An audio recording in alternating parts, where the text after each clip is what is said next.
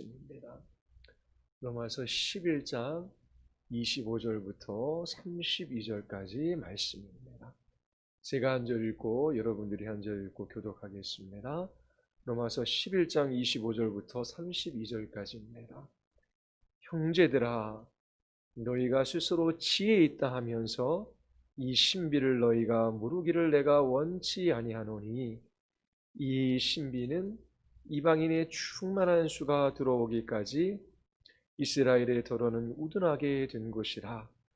그리하여 온 이스라엘이 구원을 받으리라. 기록된 바 구원자가 시온에서 오사 야곱에게서 경건치 않은 것들을 돌이키게 하시겠고, 내가 그들의 죄를 없이 할 때에 저희에게 이루어질 내 언약이 이것이라 함과 같으니라.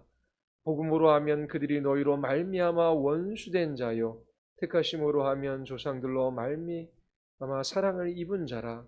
하나님의 은사와 부르심에는 후회하심이 없느니라. 너희가 전에는 하나님께 순종치 아니하더니 이스라엘에 순종치 아니함으로 이제 궁유를 입었는지라. 이와 같이 이 사람들이 순종치 아니하니 이는 너희에게 베푸시는 궁율로 이제 그들로 궁율을 얻게 하려 하심이라. 하나님의 모든 사람을 순종치 아니하는 가운데 가두어 두심은 모든 사람에게 궁율을 베풀려 하심이로다. 아멘. 기도하시겠습니다. 아버지 하나님, 오늘도 이 수요일 밤에 주의 말씀 앞에 섭니다. 참으로 이 땅에서 오직 하나님만만 알아가는 복을 누리게 하여 주시고, 저희들이 그 생명과 생명의 부유함을 풍성하게 맛보아 알게 하여 주시옵소서. 참으로 이 역사 가운데 구원하시는 주의 영광을 보게 하여 주시기를 원하나이다.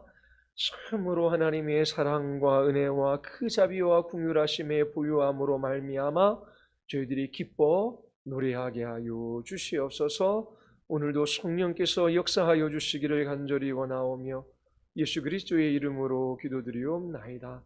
아멘.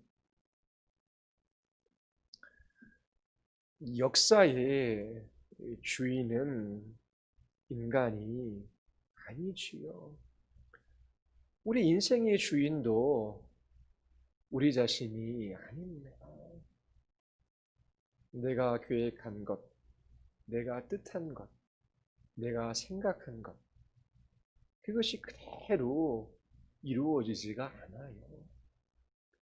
그리고 우리가 원하는 것을 다 가지고 뜻하는 바를 다 이루면 행복할 줄 알지만 그렇지 않습니다. 사람들이 다 원하는 것이 있어요. 각 가정마다 원하는 것이 있고 각 민족마다 각 나라마다 원하는 것이 있어요. 그런데 사람들의 마음은 부패합니다. 죄악된 본성을 가지고 있어요. 그들이 원하는 대로 모든 것이 다 이루어진다라고 한번 생각해 보십시오. 이 땅에서 가장 소원하는 것이 무엇일까요? 더 큰 즐거움과 더 큰 쾌락과 더 큰 자기 욕망을 만족시키기 위하여 더라고 외치지만 결국 이 세상에 있는 그 무엇도 그 사람을 즐겁게 할 수 없고, 하나님 아닌 이 땅에 있는 것들을 더 구하는 사람들의 마지막은 허무함밖에 없습니다. 우리 인생의 주인은 우리가 아니에요. 우리의 인생도 우리의 육신도 우리 마음대로 하지 못해요. 역사의 주인도 인간이 아닙니다. 인간이 역사를 움직이고 이끌어가는 것이 아니에요. 하나님께서 인생의 주인이시며 역사의 주인공이시지요. 시편 67편 4절에 보면 주는 민족들을 공평히 심판하시며 땅 위의 나라들을 다스리실 것임이니이다. 하나님께서 나라들을 다스린다라고 말씀하셔요. 다니엘서 2장 21절에도 그는 때와 계절을 바꾸시며 왕들을 폐하시고 왕들을 세우시며 라고 말해요. 다니엘서 4장 35절에서는 땅의 모든 사람들을 없는 것 같이 여기시며 하늘의 군대에게든지 땅의 사람에게든지 그는 자기 뜻대로 행하시나니 누가 그의 손을 금하든지 혹시 이르기를 내가 무엇을 하느냐 할 자가 없도다. 이사야서 46장 9절은 나는 하나님이라 나 외에는 다른 신이 없느니라. 나는 하나님이라 나와 같은 이가 없느니라. 내가 시초부터 종말을 알리며 아직 이루지 아니한 일을 옛적부터 보이고 이르기를 나의 뜻이 설 것이니 내가 나의 모든 기뻐하는 것을 이루리라 하시니라. 인생의 주인은 우리가 아니고 하나님이셔야 해요. 그것이 가장 복된 데다. 내 뜻이, 내 계획이 이루어지는 것이 아니라 내 인생을 통하여 하나님의 뜻과 하나님의 계획이 이루어지는 것이 우리에게 가장 복된 거예요. 인간은 인간 자신에게 가장 좋은 것이 무엇인지를 잘 알지 못합니다. 우리의 인생도 세옹지마라고 하는 말이 있어요. 좋은 것인 줄 알지만 그 좋은 것이 아닌 때가 많아요. 또 나쁜 것인데 그 나쁜 것이 나쁜 것으로 끝나지 않은 것도 우리가 경험해요. 로또에 당첨되면 사람들은 좋다라고 말합니다. 그러나 그것으로 인하여 망한 사람들이 훨씬 더 많아요. 또 질병에 걸리거나 어려움을 겪으면 나쁜 거라고 말해요. 그러나 정말 생명의 위기 속에서 인생의 허무함을 경험하고 신을 찾아요. 하나님을 구해요. 그래서 누군가를 통하여 복음을 듣고 그 질병과 인생의 소망 없음으로 말미암아 예수 그리스도를 만나는 복을 누리기도 하지요. 이처럼 이 땅에서 일어나는 우리의 눈에 보기에 좋은 것이 다 좋은 것도 아니고 나쁜 것이 다 나쁜 것도 아니에요. 우리는 내일을 알 수도 없고 우리의 인생의 먼 미래를 내려다 볼 수 있는 지식이 있는 것도 아니에요. 그런데 하나님께서 다 아셔요. 그분의 지혜는 무궁하셔요. 그 하나님의 뜻이 우리의 인생 가운데 이루어지는 것이 가장 복된 거예요. 그래서 하나님의 말씀을 가까이 해요. 하나님의 선하시고 기뻐하시는 뜻이 무엇인지를 찾아요. 그리고 구합니다. 그리고 그 뜻이 이루어지기를 위하여 간절히 간구해요. 하나님께서 우리의 기도를 들으시고 우리의 인생을 향한 선하신 계획을 이루어 가셔요. 그래서 그 기도 가운데 하나님의 선하심을 맛보고 그 기도 가운데 선을 베푸시는 하나님과의 달콤한 교제를 누리는 복을 누리는 것입니다. 하나님께서 역사에 주인이 되어 주셔서 이 역사를 이끌어 가셔요. 그 역사 가운데 하나님의 계획이 있습니다. 특별히 하나님께서 타락한 죄인들을 구원하시고자 하셔요. 하나님께서 하나님 나라의 백성들을 모으시지요. 그 백성들의 충만한 수가 다 차면 그리스도께서 다시 오셔서 이 땅에 하나님의 나라를 완성하실 것입니다. 자, 이 땅에서 하나님께서 이처럼 구원의 역사를 이끌어 가시는데 그 중심에는 하나님께서 하나님 자신을 나타내 보여주시는 것입니다. 하나님의 영광을 보게 하시는 것이지요. 이것이 우리에게 가장 큰 복입니다. 하나님과 그의 보내신 아들 예수 그리스도를 아는 것이 영생이에요. 하나님이 어떠한 분이신지를 알아요. 그분이 얼마나 높고 위대하시며 탁월하고 아름다우신 분이신지를 맛봐요.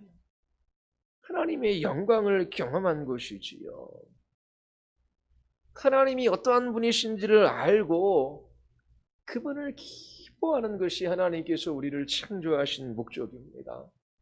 그리고 하나님께서 이 역사를 주관하시고 이끌어 가시면서 계획하신 그 목적도 그거예요. 하나님께서 피조물인 우리, 하나님의 형상과 모양대로 지음받은 우리를 최고로 사랑하는 방식은 하나님께서 하나님 자신을 우리에게 주시는 것입니다. 그의 영광을 우리에게 나타내 보여주시는 것이지요. 그러면 우리가 우리의 이웃을 최고로 사랑하는 방식이 무엇이겠습니까? 우리의 삶을 통하여 그 하나님이 하나님 되심을 나타내 보여서 그들이 일로 하여금 하나님을 알게 하는 것입니다. 그것이 최고로 우리의 이웃을 사랑하는 방식이에요. 다시 한번 말씀드릴게요. 하나님께서 이 역사를 주관하셔요. 이 역사를 향한 하나님의 계획과 뜻과 목적이 있어요. 그 목적이 뭐냐면 하나님 자신의 영광을 나타내셔서 하나님을 기뻐하고 즐거움으로 하나님께 영광을 돌리는 삶을 살아가게 하는 거예요. 하나님께서 우리를 최고로 사랑하는 방식은 하나님께서 하나님 자신을 우리에게 나타내 보여주시는 것입니다. 그러므로 우리도 그 사랑을 배워 우리가 우리의 이웃을 최고로 사랑하는 방식은 그를 통하여 하나님의 영광이 나타나는 거예요. 하나님이 하나님 되심을 다른 사람들이 그 사람을 통해서 볼 수 있는 것. 그것이 이웃을 향한 최고의 사랑입니다. 제가 여러분들을 사랑하는 최고의 방식은 설교를 통하여 하나님이 얼마나 위대하고 아름답고 영광스러운 분이신지를 소개하는 거예요. 그리고 저의 삶을 통해서 그의 영광과 그 아름다움을 나타내는 것이지요. 저를 통해서 하나님이 하나님 되심을 보는 것입니다. 여러분들이 서로를 사랑하는 방식도 마찬가지예요. 자녀들을 향한 최고의 사랑이 무엇이겠습니까? 사랑하니까 그 자녀들을 위하여 일도 하고 그 자녀들의 부족한 것들을 채워주려고 하고 조언도 하고 충고도 하고 그리고 그들에게 필요한 것들을 채워주며 그렇게 이 땅에서 살아가도록 도와요. 그러나 모든 것을 다 해준다고 하더라도 자기 목숨을 자녀를 위하여 내어준다라고 하더라도 그 부모가 자녀들에게 하나님의 하나님 되심을 나타내 보여주지 못한다면 자기 목숨을 내어준다고 해도 그것이 최고의 사랑일 수는 없는 거예요. 오히려 그릇된 사랑이 자녀들을 망칠 수 있는 것이지요. 최고의 사랑은 하나님께서 하나님 자신을 우리에게 나타내 보여주시고 또 우리가 우리의 이웃을 향한 최고의 사랑은 그분의 영광을 우리의 이웃들에게 나타내 보이는 것입니다. 우리가 하나님의 그 선하심, 그 하나님의 아름다움, 그 하나님의 영광을 맛보아 알지 못하기에 허무한 것에 굴복하며 살아가는 것입니다. 내가 기뻐하고 즐거워하고 좋아하는 것, 나의 마음을 설레게 하는 것, 나의 세포 하나하나까지 짜릿짜릿하게 만드는 것이 무엇입니까? 하나님이 창조하신 이 세계는 악하지 않아요. 하나님의 창조는 선했어요. 그러나 하나님 없이 이 땅에 있는 것들을 하나님의 자리에 놓고 살아갈 때에 이 땅에 있는 것은 하찮고 어설프고 진부하고 헛된 것들에 불과해요. 자, 직장에 나가서 땀 흘려 일하는 것을 기뻐하는 사람은 없지요. 한 100억짜리 건물 하나 있어서 세 주고 거기에 나온 돈으로 먹고 마시고 놀고 그리고 여행하고 하고 싶은 거 하면서 살아가고 싶은 사람들이 많을 거예요. 자, 그러면 내가 보고 싶은 거를 봐요. 먹고 싶은 걸 먹어요. 그리고 여행 다니고 싶은 것을 여행 다녀요. 우리가 100억짜리 건물도 없고 하고 싶은 것을 다 해보지 못해도 우리는 이성이 있기 때문에 미루어 짐작해 알 수 있어요. 우리가 좋아하는 것, TV 드라마를 보고 거기에 빠져들어요. 그리고 또 언제 하나 막 기다려요. 그런데 그러면서 살아가는 그 인생이 잠시는 즐겁지만 얼마나 그것이 하찮고 그리고 얼마나 헛된 것입니까? 그리고 뭘 보아도 뭘 먹어도 뭘 해도 잠시는 나에게 즐거움을 가져다 주는 것 같지만 이내 그 마음은 공허해요. 그런데 사람들은 계속 우리 청소년들을 비롯해서 게임하잖아요. 한 가지 게임에 끝나는 것이 아니라 그 게임을 정복할 수도 있어요. 그러면 또 게임하에서는 또 다른 게임을 만들어내서 어떻게 해서든지 사람들을 즐겁게 하려고 해요. 그래서 이 게임을 하다가 저 게임을 해요. TV도 한편의 드라마가 시리즈로 전개되다가 끝나면 또 다른 드라마, 또 다른 오락거리로 사람들을 즐겁게 하려고 해요. 나는 친구들과 만나서 술자리에서 함께 대화하고 이야기하는 게 좋아. 근데 오고 가는 대화를 한번 보십시오. 그것이 얼마나 진부하고 어설프고 헛된 것들입니까? 그냥 마음의 위안을 이런저런 곳에서 찾아요. 책에 빠지는 것도 마찬가지예요. 그 책이 우리에게 구원을 가져다 주거나 생명을 가져다 주지는 않아요. 아니면 이성에 빠지고 아니면 성적인 것에 빠져서 쾌락을 추구하는 것이지요. 계속해서 그렇게 살아가는 것은 하나님을 맛보아 알지 못했기 때문에 그래요. 그래서 먹어도 배부르지 못하고 그리고 정말 우리의 영혼에 참된 만족이 될 수 없는 것들에 돈을 쓰며 그렇게 하찮고 어설프고 진부하고 허무한 것들에 빠져드는 것이지요. 오늘 본문에 보면 역사를 향한 하나님의 계획이 무엇인지를 우리가 발견할 수 있습니다. 그 하나님의 구속의 과정 가운데 하나님께서 계획하신 것이 있어요. 11장 25절서부터 27절까지의 핵심은 온 이스라엘이 구원을 받으리라 라고 하는 것입니다. 그리고 28절서부터 32절까지는 이스라엘이 구원을 받는 근거가 무엇인지를 우리에게 이야기해 줘요. 자, 그러면 25절 한번 보십시오. 형제들아 너희가 스스로 지혜 있다 하면서 여기서 형제들은 로마에 있는 그리스도인들이겠지요. 처음에는 유대인 그리스도인들이 많았어요. 그러나 그 그리스도인들이 로마에서 다 쫓겨나게 되죠. 그리고 다시금 교회가 형성됐는데 그때는 이방인 그리스도인들이 많아졌습니다. 자, 그리스도인들 형제들이 있어요. 이 신비를 너희가 모르기를 내가 원치 않으니, 신비라고 하는 것은 하나님이 종말에 일어나도록 이미 결정하신 것, 인간에게 감추어져 있으나 이제 나타나게 될 하나님의 계획이 감추어진 것이 이제 나타나는 겁니다. 근데 이 종말에 일어날 그 하나님의 비밀, 그 하나님의 신비, 그거를 너희가 모르기를 내가 원치 않는다. 그럼 그 신비가 뭐예요? 이방인의 충만한 수가 들어오기까지 이스라엘의 덜어는 우둔하게 된 것이라. 그리하여 온 이스라엘이 구원을 받으리라. 이것이 신비 비밀이라는 거예요. 역사의 마지막 때에 일어날 비밀이라는 거예요. 온 이스라엘이 구원을 받으리라. 여기서는 이스라엘 개개인이 다 구원받는다는 것이 아니죠. 민족적 단위로 지금 다루고 있어요. 이스라엘의 많은 숫자가 구원을 받게 되고 그때는 바로 예수 그리스도가 재림하시기 직전 그리고 재림하는 그때를 가리키는 겁니다.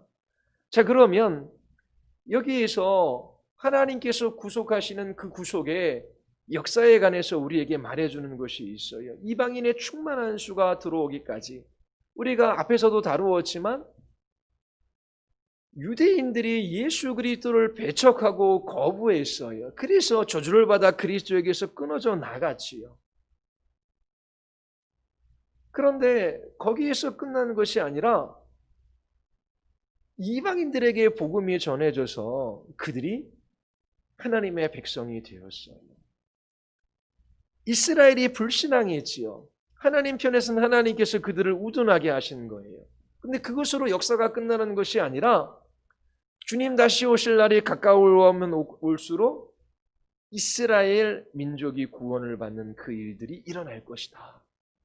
이 신비를 너희가, 이 비밀을 너희가 알기를 원한다라고 지금 말하고 있어요. 구원자가 시온에서 오사 야곱에게서 경건치 않은 것을 돌이키게 하겠고, 예수 그리스도의 재림에 대한 이야기입니다. 내가 그들의 죄를 없이 할 때에 저에게 이루어질 내 언약이 이것이라 함과 같으니라. 그러면서 28절서부터 32절까지 온 이스라엘이 구원을 받게 되는 그 근거가 무엇인지를 이야기해요. 28절에 보면 복음으로 하면 그들이 너희로 말미암아 원수된 자요.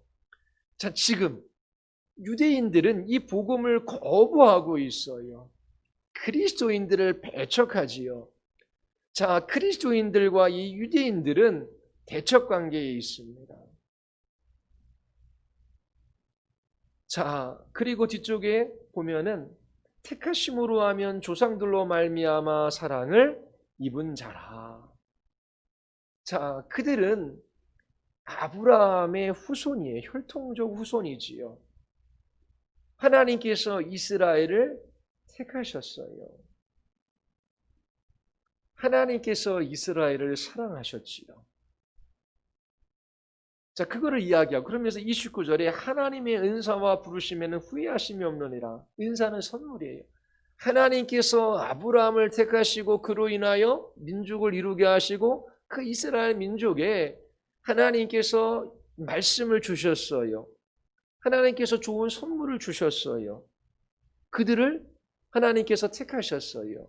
하나님께서 이처럼 이스라엘을 택하시고 그들에게 좋은 선물을 주신 그것에 하나님의 후회함이 없으시대요. 자, 그러면서 30절에 너희가 전에는 하나님께 순종치 아니하더니, 자, 전에는 너희가 하나님께 순종치 아니하더니, 이거는 누구를 이야기합니까? 바로 이방인들이에요. 역사 가운데 하나님께서 구원을 이루어 가시는 구속사의 과정이 있지요. 그런데 창세기 1장서부터 11장까지는 인류 공동의 역사입니다. 그리고 12장서부터 아브라함을 부르셔서 이스라엘의 역사가 시작되는 장면을 우리에게 보여줘요. 자, 1장서부터 11장이고 11장에는 바벨탑 사건이 있습니다. 언어가 달라지고 그리고 각 민족마다 뿔뿔이 흩어져서 제 갈 길로 가요. 근데 그 역사의 그 시작점에서 전에는 너희가 하나님께 순종치 아니하더니 그 모든 민족들이 제 갈 길로 자기 좋은 대로 간 것입니다. 하나님께서 그들을 그냥 자기 마음대로 살아가도록 내버려 두신 거예요. 그리고 하나님께서 아브라함을 택하시고 그로 인하여 한 민족을 이루게 하셨지요. 하나님께서 아브라함을 통하여 한 민족을 이루셨는데 그 이스라엘 민족은 이방 나라에 대하여 제사장 나라가 되어야 했어요. 하나님이 누구이시며 그리고 하나님께서 어떠한 일들을 하시며 우리가 누구인지를 알게 해줘야 할 민족이었었지요. 하나님께서 아브라함을 통해서 이방 민족도 구원하실 것을 계획하셨지요. 이 이스라엘이 제사장 나라로서의 사명을 감당했습니까? 그렇지 않아요. 30절은 이스라엘의 순종치 아니함으로 이스라엘이 두 번째는 하나님께 순종치 아니했다라고 하는 것이지요. 자, 이스라엘은 하나님이 주신 그 사명에 있어서 실패했어요. 그런데 하나님께서 어떻게 하셨어요? 이방의 복음이 전파되게 하셔서 그 이방 사람들, 각기 제갈 길로 가면서 불순종하며 살아갔던 하나님도 알지 못했던 그들을 긍휼히 여기셔서 그들을 부르신다라고 하는 것이지요. 그게 30절, 31절, 32절을 통해 나타나요.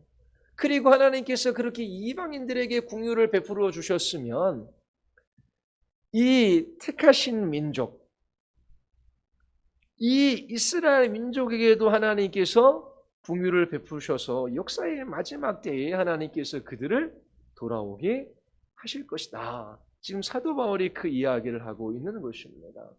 그러면 하나님의 구속의 역사가 어떻게 이루어지냐면 하나님께서 창조하셨지요. 그리고 민족들이 일어났어요. 그런데 뿔뿔이 흩어져서 다 하나님 없이 죄 가운데 그렇게 살아가요. 큰 민족도 나라도 그리고 위대한 정치가도 사상가도 역사가도 다 있었어요.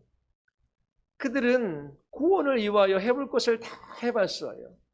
그러나 죄와 사망과 사단의 권세 아래 그 인간이 얼마나 비참한지 그 각 민족의 역사 가운데 경험하게 하셔요.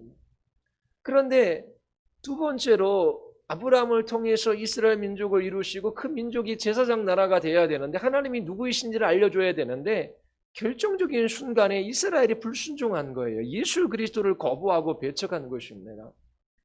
그러면 이방인들을 돌아오게 하는 그 통로가 될 수 있는 이스라엘 백성들이 못하잖아요. 그 사명을. 그럼에도 불구하고 하나님께서 이스라엘은 실패했지만 그 이방인을 긍휼히 여기셔서 그들을 하나님의 백성으로 부르셨다라고 하는 거예요. 그래서 이방인들이 잘나서 그들을 부르신 것이 아니지요. 하나님께서 그들을 불쌍히 여기셔서 그들에게 복음을 듣게 하시고 또 하나님의 백성으로 부르시는 그 일들이 있었다라고 하는 거예요. 이처럼 하나님께서 이방도 긍휼히 여기셔서 부르셨으면 순종하지 않았던 그 이스라엘도 하나님께서 긍휼히 여기셔서 그들로 하여금 긍휼을 얻게 하실 것이다. 그러면서 32절에 보면 하나님이 모든 사람을 순종치 아니하는 가운데 가두어 두심은 모든 사람에게 긍휼을 베풀려 하심이로다. 모든 사람이 하나님을 대적하며 하나님 없는 불순종의 삶을 살아가요. 가두어 두심은 하나님께서 일부러 그들에게 불순종하게 하기 위하여 그들을 꽁꽁 묶어두셨다. 그런 의미가 아니지요. 그냥 죄 가운데 자기가 원하는 대로 자기들의 삶을 살아가도록 하나님께서 각 민족들, 그 모든 사람들을 내버려 두신 거예요. 자, 그렇게 사람들은 자기가 하고 싶은 대로, 자기 멋대로, 자기 뜻대로, 자기 계획대로 다 살았어요. 그러나 어떠한 나라나 민족, 어떠한 정치나 사상이나 어떠한 철학자나 그 누구를 통해서 이 세상에 구원이 온 적이 없어요. 그런데 하나님께서 그러한 실패 속에 하나님께서 사람을 불쌍히 여기셔서 그들을 부르시는 거예요. 그들이 그 하나님의 구원의 은혜, 그 자비와 긍휼을 받을 만한 자격이 없지만 그들을 불쌍히 여기셔서 그 하나님의 긍휼을 나타내 보여주시는 것이지요. 그 역사 가운데 하나님의 긍휼의 영광을 나타내 보이시죠. 그래서 이방도 부르시고 하나님께서 이스라엘도 부르신다. 그래서 온 이스라엘이 구원을 얻는 그 근거는 하나님의 긍휼하심에 있다. 지금 이것을 바울이 이야기하고 있습니다. 자, 이방 그리스도인들이 있어요. 그들이 잘나서 구원받은 것이 아니지요. 그래서 유대인들을 향해서 배척하고 또 유대인들을 향해서 그렇게 무시하고 하는 그 이방 그리스도인들, 그들로 하여금 자랑할 것이 없다. 교만하지 말아라. 오직 하나님의 긍휼하심으로 너희가 구원을 얻었다. 그리고 역사의 마지막 때에 이스라엘도 하나님께서 그 긍휼로 부르실 것이다. 이 이야기를 듣는 이스라엘 사람들에게는 소망이 있는 것입니다. 하나님께서 이처럼 하나님 자신을 나타내시기 위하여 그들을 그냥 불순종 가운데 내버려 두셔요. 그리고 자기 마음대로 살아가면서 그 가운데 구원이 없음을 보게 하시는 것이지요. 이스라엘 백성들이 출애굽했어요. 광야에 들어섰습니다. 그 광야길에 하나님께서 만나와 메추라기를 먹이셨어요. 자, 가나안 땅은 걸어서 일주일 안에 들어갈 수 있는 길이에요. 그 가나안 땅에 정탐꾼을 보냈지요. 그런데 그 정탐꾼들 대다수가 저들은 거인과 같고 안악자손이고 우리는 메뚜기 떼와 같습니다. 너무나 보잘것이 없어요. 우리가 저 땅에 들어가면 반드시 죽을 수밖에 없다라고 하는 보고를 해요. 그리고 그 땅은 그렇게 좋은 땅이 아니라 그래요. 그런데 갈렙과 여호수아만이 그 땅은 하나님의 약속의 땅, 젖과 꿀이 흐르는 땅. 자, 하나님의 약속의 말씀을 굳게 신뢰함으로 그 땅으로 들어가자. 그런데 10명이 반대하니까 이스라엘 백성들이 들고 일어납니다. 모세를 원망하고 그리고 하나님을 대적하는 말들을 쏟아넣어요. 왜 우리를 그냥 종되었던 애굽 땅에 내버려 두지 여기까지 나오게 해서 우리를 죽게 했느냐. 그러면서 하나님께 불평과 원망을 쏟아놓지요. 그렇게 하나님을 불신하고 하나님의 말씀에 불순종하는 그 이스라엘 백성들 하나님께서 광야 40년의 길을 걸어가게 하셨네요. 그런데 놀라운 것은 그들이 먹을 것이 없어 줄인 적이 없대요. 그들이 마실 물이 없어서 목마르지 않았대요. 그들의 의복이 헤어지지 아니하고 발이 부르트지 않았대요. 광야 생활은 분명히 쉽지 않은 길입니다. 그럼에도 불구하고 그들의 불순종으로 인하여 광야길을 계속해서 걸어가요. 그런데 하나님께서 그들의 불순종을 통해서 그 광야길에 하나님이 어떠한 분이신지를 나타내 보이셔요. 그러면서 너희가 떡으로만 사는 것이 아니라 하나님의 입에서 나오는 그 말씀으로 살아가는 민족이다, 사람이다라고 하는 것을 가르쳐 주시는 것이지요. 그들의 불순종으로 인하여 광야길을 40년을 걸어갈 수밖에 없었지만 그 광야의 40년의 생활이 이스라엘 백성들에게 정말 절망스럽고 고통스럽고 그리고 두 번 다시 경험하고 싶지 않은 그러한 가장 비참한 순간이었습니까? 아니잖아요.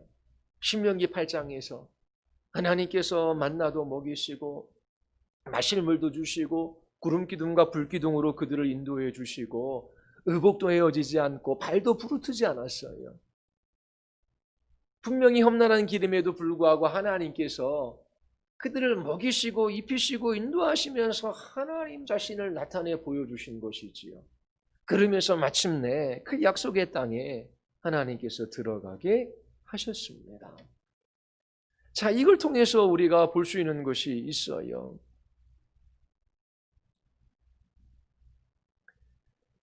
우리가 처해 있는 환경과 상황, 그 모든 것은 하나님께서 허락하셨고 우리에게는 최고고 최선의 길일 수밖에 없는 거예요. 하나님의 지혜와 지식과 그 능력과 우리를 향한 사랑과 그 선하심을 생각해 볼 때에 나에게 처하게 한 그 환경, 그 상황, 이스라엘 백성들에게는 광야길이지요. 광야길이 좋아 보일 리 없어요. 그런데 그 길 가운데 하나님께서 계속해서 그들에게 가르쳐 주시는 것이 있어. 하나님 자신을 나타내셔서 그들로 하여금 하나님을 보게 하시고 하나님만 의지하게 하시고 하나님만 신앙하게 하시고 그 말씀에 순종하는 하나님의 백성으로 빚어가시는 그 여정들이었습니다. 이처럼 우리 인생에도 고난이 있고 고통이 있고 시련도 있고 고단함이 있을 수 있어요. 그러나 하나님께서 인도하시는 길이시기에 우리에게는 최선의 길이고 최고의 길일 수 있다는 것이지요. 왜냐하면 그 불순종 가운데 나타내시는 하나님의 자비와 하나님의 긍휼이 있기 때문에 그래요. 서두에 말씀드린 것처럼 우리를 향한 하나님의 최고의 사랑은 하나님께서 하나님의 영광을 보게 해주시는 거예요. 하나님을 알게 해주시는 것입니다. 하나님께서 구속의 과정 가운데 이방인들을 불순종 가운데 그냥 내버려 두셨어요. 하나님 없는 삶을 살아가게 하셨어요. 그리고 또 두 번째 시기에는 그 이스라엘 백성들을 그냥 불순종 가운데 내버려 두셨어요. 그들의 마음을 완고한 채 두셨지요. 그런데 하나님께서 그렇게 네 맘대로 살아봐라. 그러면서 그들을 방치하시는 것이 아니라 결국은 그들이 불순종하며 살아가는 그 길 끝에 허무함밖에 없고 그런 멸망밖에 없는 거예요. 어떤 구원도 없어요. 그들에게 결국은 긍휼을 베푸셔서 그들을 구원하시는 그 하나님의 영광을 보게 하시기 위함이었습니다. 하나님께서 그 사랑을 나타내 보여주시는 것이지요. 예전에 여러분들에게 요한복음 11장 말씀을 설교한 적이 있어요. 11장에는 죽은 나사로의 이야기가 나오지요. 그 11장을 읽어보면 예수님께서 나사로와 그의 가족들을 사랑하셨다라고 하는 이야기가 나와요. 11장 5절에 보면 예수께서 본래 마르다와 그 동생과 나사를 사랑하시더니라고 얘기해요. 자, 그 나사로의 집에서 한 사람이 소식을 들고 왔어요. 그 소식은 나사로가 병들어 죽게 되었다라고 하는 것입니다.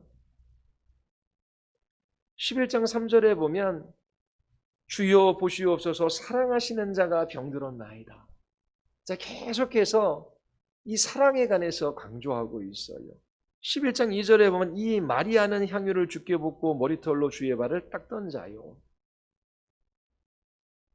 자, 이처럼 이들이 주님을 사랑하고 주님도 이들을 사랑했다라는 것을 계속 강조해요. 그런데 예수님께서 어떤 일인지 그 병들어 죽게 되었다는 소식을 듣고 즉시 베다니로 가서 나사로를 살리신 것이 아니지요. 계시던 곳에 이틀 머물어요. 그 소식을 가지고 왔던 사람이 돌아갈 쯤에 이 나사로는 죽은 것입니다. 이틀을 더 머물고 예수님께서 그 베다니로 가셔요. 그런데 뭐라고 예수님께서 말씀하시냐면 이 병은 죽을 병이 아니라 하나님의 영광을 위하며 하나님의 아들이 이로 말미암아 영광을 받게 하려 함이라. 나사로의 이 질병, 그의 죽음의 목적은 하나님의 영광에 있다. 그리고 이 아들로 하여금 영광을 받게 하는 데 있다. 그러면서 그 베다니로 가셨어요. 자, 이것은 사랑이 무엇인지 우리에게 보여주는 장면이지요. 자, 우리의 일반적인 생각으로는 예수님이 이해가 안 되지요. 나사로와 그리고 그의 누이들을 예수님께서 사랑하셨다면 빨리 가서 병든 그 나사로를 고쳐주셔야 되는데 왜 계시던 곳에 이틀을 더 유하심으로 나사로를 죽게 내버려 두셨는가? 이것이 주님의 사랑인가? 그런데 성경은 주님께서 사랑하셨기 때문에 이틀을 더 머무셨다라고 말하고 있어요. 우리의 생각으로는 잘 이해가 되지 않지요. 예수님께서 나사로와 그의 가족을 사랑하셔서 그 나사로를 죽게 내버려 두셨다라고 하는 말입니다. 여기에서 우리는 사랑이 무엇인지를 봐요. 결국 사랑은 그리스도의 영광을 나타내 보여주시는 것입니다. 하나님의 영광을 나타내 보여주시는 거예요. 이 나사로의 죽음을 통하여 하나님의 영광이 나타났어요. 예수 그리스도께서 영광을 받으셨어요. 예수님께서 말씀으로 자신의 영광을 나타내 보여주셔. 나는 생명이다. 나는 부활이다. 나를 살아서 믿는 자는 죽지 않고 나를 믿고 죽은 자는 죽어도 다시 살아날 것이다. 예수님이 부활이요 생명임을 나타내셨어요. 그리고 그 예수께서 슬피 우는 이들 앞에서 눈물을 흘리시면서 그렇게 죽음의 권세 앞에 허무한 것을 맛보며 살아갈 수밖에 없는 인생들을 향해 불쌍히 여겨주셔요. 그것도 주의 영광이지요. 그리고 나서 마지막으로 나사로에게 명령합니다. 나사로야 걸어 나오라. 하나님의 영광이 나타난 것입니다. 그래서 나사로와 그의 가족들 뿐만 아니라 이 베다니에 살고 있는 많은 사람들이 또 예수님을 따랐던 제자들이 이 나사로 한 사람의 질병과 죽음을 통하여 그리스도의 영광을 보게 된 것이지요. 하나님의 영광이 나타나게 된 것입니다. 요한복음 17장 24절에 보면 아버지여 내게 주신 자도 나 있는 곳에 나와 함께 있어 아버지께서 창세전부터 나를 사랑하심으로 내게 주신 나의 영광을 그들로 보게 하시기를 원하옵나이다. 그렇게 예수님께서 기도하시는 것을 우리가 볼 수 있어요. 그리고 예수님께서는 나를 사랑하면 내 말에 순종할 것이요 나를 사랑하는 자에게 또 내가 사랑하는 자에게 나를 나타내 보여주실 것이다 라고 말씀하셨어요. 이처럼 하나님의 사랑은 우리에게 하나님 자신을 주시는 것입니다. 하나님의 영광을 나타내 보여주시는 거예요. 때로 교회 다니는 사람들이 하나님 저를 사랑하시는 것이 맞습니까? 하나님 저를 사랑하신다면 왜 제가 이렇게 질병 가운데 있습니까? 하나님 저를 사랑하신다면 제가 왜 이렇게 가난해야 됩니까? 하나님 저를 사랑하신다는데 제 인생이 이렇게 굴곡이 많습니까? 하나님이 저를 사랑하시는 것이 맞습니까? 그렇게 불평하고 하나님을 원망하는 사람이 있어요. 그런데 생각해 보십시오. 이처럼 건강이나 부나 삶의 평안함이 하나님이 우리를 사랑하는 척도라면 사도 바울은 어떨까요? 하나님께서 가장 미워하신 것이 분명하지 않습니까? 고린도후서에 보면 수고를 넘치도록 하고 많이 옥에 갇히고 수없이 매를 맞고 여러 번 죽을 뻔했어요. 강의 위험, 강도의 동족의 위험, 이방인의 위험, 신의 위험, 강야의 위험, 바다의 위험, 거짓 정죄의 위험, 자지 못하고 줄이며 목마르고 여러 번 굶고 헐벗었어요. 아시아에서 고난과 환난을 당했는데 살소망까지 끊어져서 이제 죽는 것이 더 낫다라고 하는 그런 고난과 환난 가운데도 있었어요. 그런데 바울은 자기 자신의 약한 것을 자랑한대요. 자, 바울의 삶을 보면 어떻습니까? 부나 건강이나 편안한 삶이 하나님의 사랑의 척도라면 그는 하나님께 미움을 받는 자잖아요. 그런데 그 누구도 바울이 하나님께 미움을 받았다라고 말하는 사람은 없어요. 왜냐하면 그가 하나님이 누구이신지 그의 아들이신 예수 그리스도 그분의 영광을 보았기 때문입니다. 내가 의지하는 하나님이 누구인지를 내가 너무나 잘 알고 있습니다. 그러면서 끝까지 믿음의 경주를 경주했어요. 달려갈 길을 달려갔어요. 믿음을 지켰고 그에게 예비된 의의 면류관을 그는 받았습니다. 이처럼 하나님께서 우리에게 주시는 최고의 복은 바로 하나님 자신, 하나님의 영광을 나타내 보여주시는 것이지요. 하나님을 알게 하시는 것입니다. 우리는 이 구속사 가운데 하나님께서 계획하신 목적이 무엇인지를 봤어요. 이방인들도 그리고 하나님의 택한 이스라엘 백성들도 다 불순종 가운데 그렇게 물러났어요. 하나님께서 그들을 그러한 상태에 내버려 두셨어요. 그들이 믿지 않은 것이지요.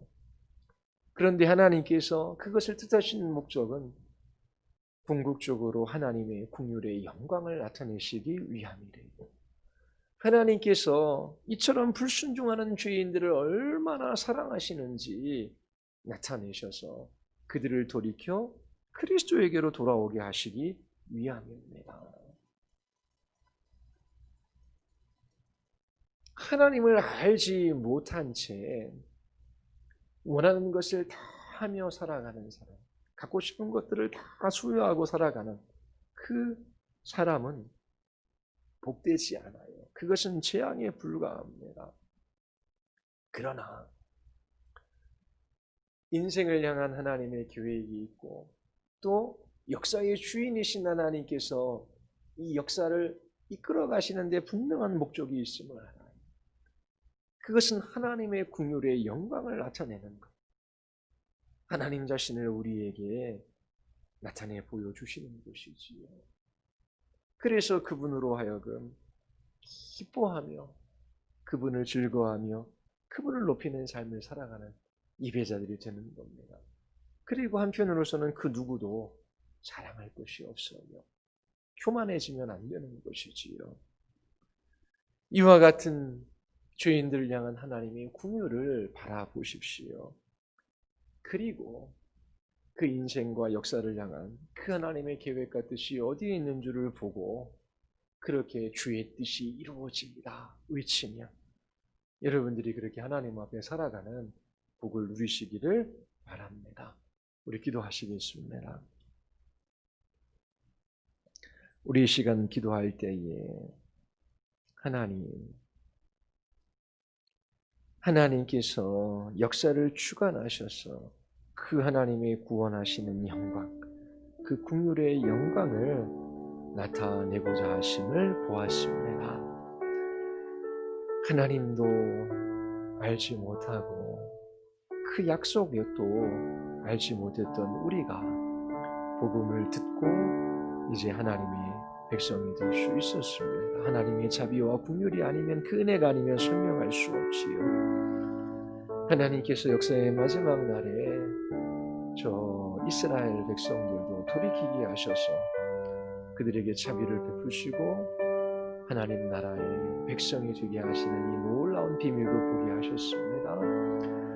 참으로 우리에게 자비와 긍휼을 베풀어 주시는 그 좋으신 하나님 바라보게 하시고 우리가 그 하나님이 어떤 분이신지를 우리 이웃들에게 나타내는 참된 사랑을 실천하며 살아가게 하여 주시옵소서.